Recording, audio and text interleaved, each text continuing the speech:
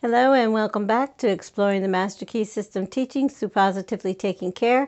In this video, we'll be covering part 19 of the Master Key System, where Charles Haanel shares how the physical, mental, moral, and spiritual worlds relate to the law of principle, why to pay close attention to the importance of food for thought on an ongoing and regular basis, and how power, powerhouses, and mind relate to thought as a vital force of energy.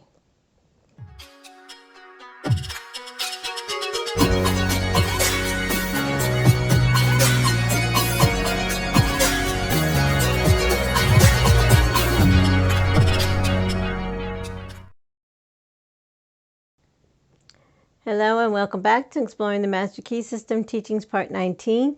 In this video, as in all videos, we'll first cover the brief introduction, then the basic concepts, and then the study guide questions, and then we'll go over the technique exercise for the week. And remember to please share your insights, perspectives, and opinions in the comment section below on each one of these concepts as we explore the Master Key System. So to begin, the introduction reads like this. Introduction Part 19. Fear is a powerful form of thought. It paralyzes the nerve centers, thus affecting the circulation of the blood.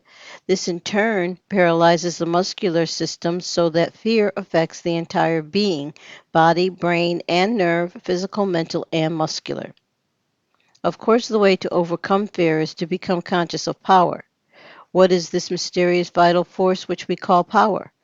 We do not know, but then neither do we know what electricity is. But we do know that by conforming to the requirements of the law by which electricity is governed, it will be our obedient servant, that it will light our homes, our cities, run our machineries, and serve us in many useful capacities. And so it is with the vital force. Although we do not know what it is, and possibly may never know, we do know that it is a primary force which manifests through living bodies, and that by complying with the laws and principles by which it is governed, we can open ourselves to a more abundant inflow of this vital energy, and thus express the highest possible degree of mental, moral, and spiritual efficiency. This part tells of a very simple way of developing this vital force. If you put into practice the information outlined in this lesson, you will soon develop the sense of power which has ever been the distinguishing mark of genius. And now to cover the basic concepts in Part 19, starting with how the physical, mental, moral, and spiritual worlds relate to the law of principle. Mr. Haanel writes, "The search for truth is no longer a haphazard adventure, but it is a systematic process and is logical in its operation. Every kind of experience is given a voice in shaping its decision. In seeking the truth, we are seeking ultimate cause. We know that every human experience is an effect. Then if we may ascertain the cause, and if we shall find that the cause is one which we can consciously control, the effect or the experience will be within our control also. Human experience will then no longer be the football of fate. A man will not be a child of fortune, but destiny. Fate and fortune will be controlled as readily as a captain controls his ship or an engineer his train. All things are finally resolvable into the same element, and as they are translatable one into the other, they must ever be in relation and may never be in opposition to one another. In the physical world, there are innumerable contrasts, and these may, for convenience sake, be designated by distinctive names. There are sizes, colors, shapes, and ends to all things. There is a North Pole and a South Pole, an inside and an outside, a seen and unseen. But these expressions merely serve to place extremes in contrast. They are names given to two different parts of one quantity. The two extremes are relative. They are not separate entities, but they are two parts or aspects of the whole. In the mental world, we find the same law. We speak of knowledge and ignorance, but ignorance is but the lack of knowledge, and is therefore found to be simply the word to express the absence of knowledge. It has no principle in itself. In the moral world, we again find the same law. We speak of good and evil, but good is the reality, something tangible, while evil is found to be simply a negative condition, the absence of good. Evil is sometimes thought to be a very real condition, but it has no principle, no vitality, no life. We know this because it can always be destroyed by good. Just as truth destroys error and light destroys darkness, so evil vanishes when good appears. There is therefore but one principle in the moral world. We find exactly the same law obtaining in the spiritual world. We speak of mind and matter as two separate entities, but clearer insight makes it evident that there is but one operative principle, that is mind. Mind is the real and the eternal. Matter is forever changing. We know that in the eons of time, 100 years is but as a day. If we stand in any large city and let our eyes rest upon the innumerable large and magnificent buildings, the vast array of conveniences of modern civilization, we may remember that not one of them was there just over a century ago. And if we could stand on the same spot in 100 years from now, in all probability, we should find that but a few of them remain.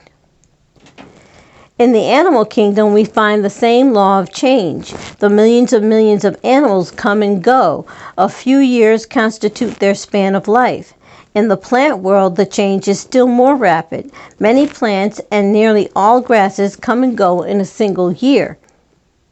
When we pass to the inorganic, we expect to find something more substantial. But as we gaze on the apparently solid continent, we are told that it arose from the ocean. We see the giant mountain, and we are told that the place where it now stands was once a lake. And as we stand in awe before the great cliffs of Yosemite Valley, we can easily trace the path of the glaciers which carried all before them. We are in the presence of continual change, and we know that this change is about the evolution of the universal mind, the grand process whereby all things are continually being created anew, and we come to know that matter is but a form which mind takes and is therefore simply a condition. Matter has no principle. Mind is the only principle. We have then come to know that mind is the only principle which is operative in the physical, mental, moral, and spiritual world. Mr. Haanel then goes on to talk further in relation to mind and why to pay attention to the importance of food for thought. As he writes, we shall know that this mind is static mind, mind at rest. We also know that the ability of the individual to think is his ability to act upon the universal mind and convert it into dynamic mind or mind in motion. In order to do this, fuel must be applied in the form of food, for man cannot think without eating. And so we find that even a spiritual activity such as thinking cannot be converted into sources of pleasure and profit except by use of material means. It requires energy of some kind to collect electricity and convert it into dynamic power. It requires the rays of suns to give the necessary energy to sustain plant life. So it also requires energy in the form of food to enable the individual to think and thereby act upon the universal mind. You may know that thought is constantly, eternally taking form, is ever seeking expression, or you may not. But the fact remains that if your thought is powerful, constructive, and positive, this will be plainly evident in the state of your health, your business, your environment. If your thought is weak, critical, destructive, and negative generally, it will manifest in your body as fear, worry, and nervousness, in your finances as lack and limitation, and in discordant conditions in your environment. Mr. Haanel finally goes on to talk about how power, powerhouses, and mind relate to thought as a vital force of energy, as he continues to write in stating, all wealth is the offspring of power. Possessions are the value only as they confer power. Events are significant only as they affect power. All things represent certain forms and degrees of power. A knowledge of cause and effect, as shown by the laws governing steam, electricity, chemical affinity, and gravitation, enable men to plan courageously and execute fearlessly. These laws are called natural laws because they govern the physical world, but all power is not physical power. There is also mental power, and there is moral power and spiritual power. What are our schools, our universities, but mental powerhouses, places where mental power is being developed? As there are many mighty powerhouses for the application of power to ponderous machinery, whereby raw materials collected and converted into the necessities and comforts of life, so the mental powerhouses collect the raw material and cultivate and develop it into a power which is infinitely superior to all the forces of nature, marvelous though they may be. What is the raw material which is being collected in these thousands of mental powerhouses all over the world and developed into a power which is evidently controlling every other power? In its static form, it is mind. In the dynamic form, it is thought. This power is superior because it exists on a higher plane, because it has enabled man to discover the laws by which these wonderful forces of nature could be harnessed and made to do the work of hundreds and thousands of men. It has enabled man to discover laws whereby time and space have been annihilated and laws of gravitation overcome. Thought is the vital force of energy which is being developed and which has produced such startling results in the last half century as to bring about a world which would be absolutely inconceivable to a man existing only 50 or 25 years ago.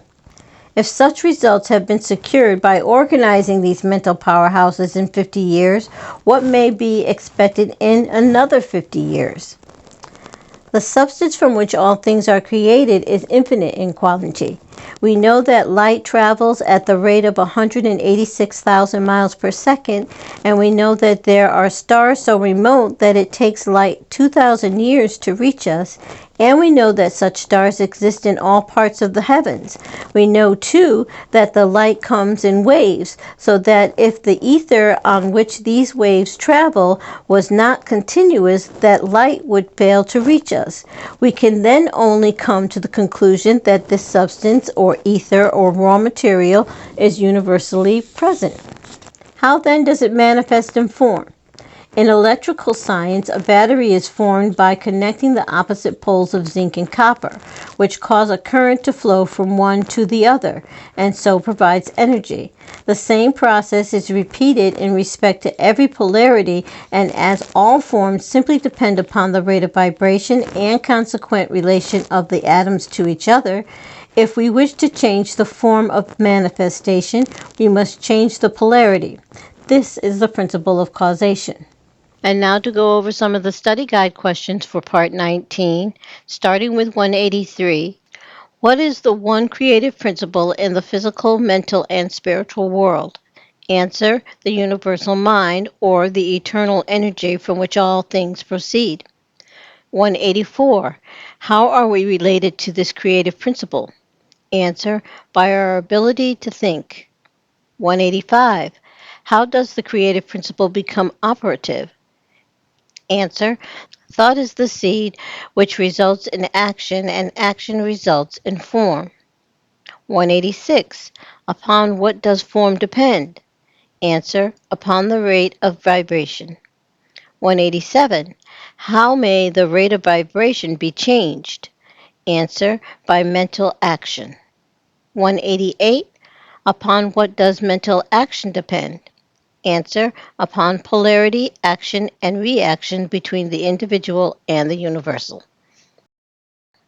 And now for the technique exercise for Part 19. Mr. Haanel writes, for your exercise this week, concentrate.